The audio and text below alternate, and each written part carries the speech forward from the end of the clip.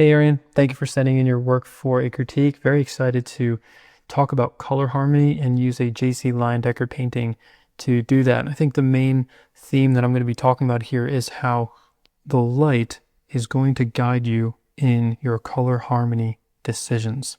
And so we're going to be really talking about our understanding of the light and shadow using JC Leyendecker's work with shapes of light and the colors of light that I think is going to be very eye-opening to you. It appears to me that you're really thinking about the light and shadow and shapes of light and shadow, which is really, really good. But then you're thinking about light and shadow as they pertain to values, how bright and how dark they get. You're not quite thinking about the color of light itself and how it might be affecting the colors. I can see a little bit, but I'm not seeing the structure. I'm not seeing the consistency. We need to take some time to understand where the light source is coming from so that we can identify planes and assign colors to them. And JC Leyendecker does this beautifully. Let's take a look at this and break it down a little bit more. I've faded this out a little bit so I can work on top of it, but here's the image. It's pretty grainy, so we're going to have to look at this from a distance as a whole. And let's think about what's going on with this lighting scenario. We see these shapes of light. Think about where those planes are. It gives us an idea that the light is coming from above and to the left. But then we also see these other areas of orange down in here. And that looks like a plane that is facing down, facing this way. And the light is shining into these opposing planes. So the light that's coming from here, it can't wrap around and touch this, right? It is able to touch here because it's bouncing off of those planes, but it can't get into here. So that has to come from another light source. Now, we also know that it's coming from another light source because the color is different. This is a nice orange color, whereas up in here, we were seeing those more neutral, more cool lights. So it's not just the values, but it's also the colors that really help us understand the form of an object. A really good exercise when you're using another person's work, if you just have a good reference image, I would really recommend that you do this where you go around capturing the shapes of the light. There's no shame in working directly on top of the reference image to do this, as you're not copying stroke for stroke everything that's going on. You are simplifying what's going on and understanding it. So in this case, if we look for those shapes of light, we can start to find these areas, right? Could be something like this, and then you can start to create a shadow, just a basic shadow, to capture that. And so without doing all of that work, I've already done this, which looks something like this. And you can see how this makes sense. It's consistent. There might be some mistakes that I made along the way, because I was doing this pretty roughly, but we've got a solid representation of these two figures just from this single light source. Well, what happens if we do that with another light source? So the idea here is that you figure out, okay, I'm going to choose a light source that I'm going to then find its shapes of light. So you're not looking for all the shapes of light, you're looking for the shapes of light from that light source. And then you can do it again until you've captured all of the lights on the scene. So in this case, we have that second light source that's this time coming from below.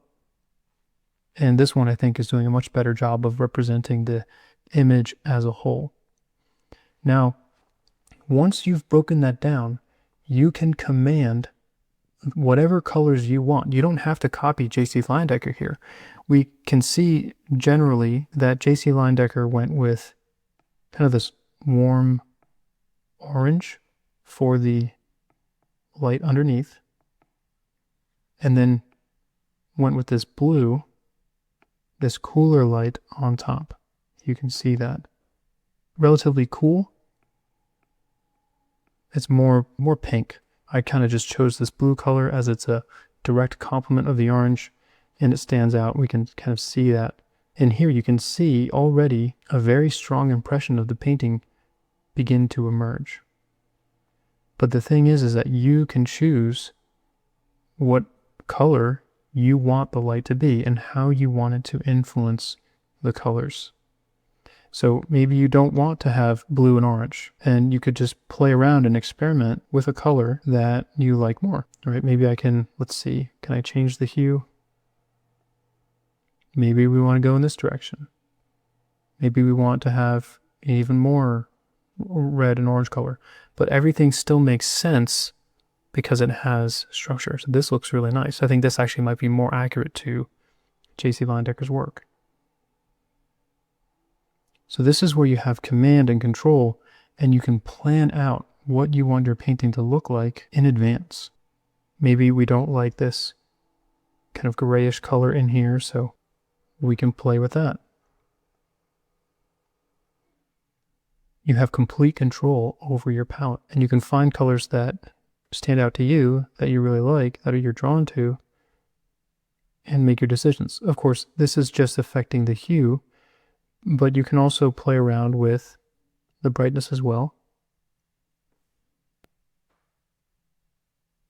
And you can make very powerful compositions just by thinking about the light sources you're going to use and the story that you want to tell, maybe the meaning that you want to impart to your viewers. This is where you command the piece. And so I want to just communicate that, it's so easy for us to think that light and shadow is just a matter of brightness and darkness, and then you have to put in the color of whatever object is there, like the blue dress, for example. But here we have such a believable image with really interesting colors, and we haven't even attempted to give the dress its own color apart from the composition. As I have been editing this video, I want to do a little bit more with this. I have gone in and added the local colors, the colors of each object, into the scene, and I have not changed the color of the light since you last saw it.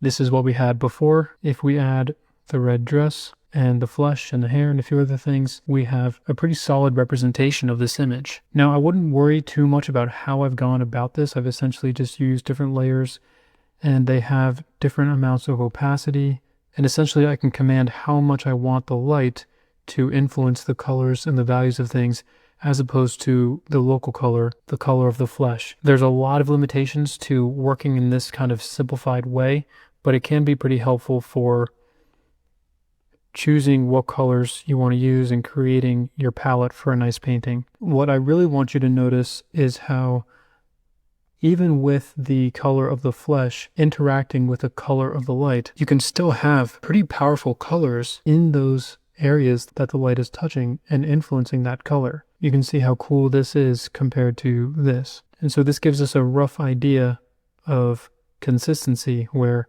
these lights are cool and these lights are warm. But there are some issues like things in here that don't quite make sense. So again, it's more important that you understand the fundamentals rather than just relying on basic tools and how-to steps. But let's say that we want to change the color of the dress. It could look something kind of like this. We've maintained the same structure of having a cool and a warm, and so this still works. It still fits in with the scene. And again, maybe you want the color of the dress to only influence it just a little bit. So maybe we get more reds in the light. And again, in this case, I would have to manually paint some blue back into this, but the idea was that of leaving some more red to be shining into here. Or you could go the other way, where we're seeing the most subtle shift into something just a little bit warmer compared to its cool counterpart, and it still has its structure. So whether you want the light to just more subtly affect the local colors and have a more neutral lighting environment, or if you want to have very dynamic colors through your lighting and then only affect the color of the dress just a small amount, either one of them can work because you are commanding the structure based on the shapes of the light and shadow, which is determined by the direction that the lights are coming from. Once again, a lot of artifacts can creep in, like odd colors in here. This might actually need to be much darker. So it's just a placeholder, a realm for you to give ideas. And again, what I want to reinforce is how it comes back to this, to these colors that you've chosen for your lights.